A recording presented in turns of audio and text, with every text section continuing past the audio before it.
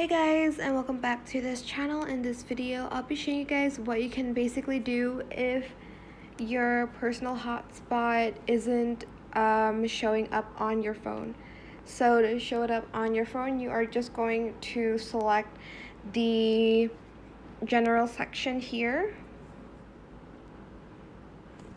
Then you are going to scroll to you're going to scroll down and you're going to select transfer or reset your iPhone.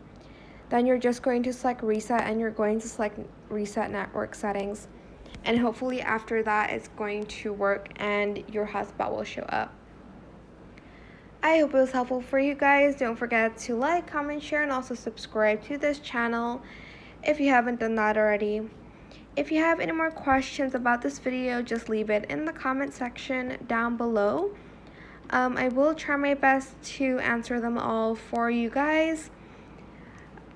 And if you found this video helpful, please click the thanks button as well. That is it for this video. Thank you so much for watching until the end of this tutorial, and I hope it worked.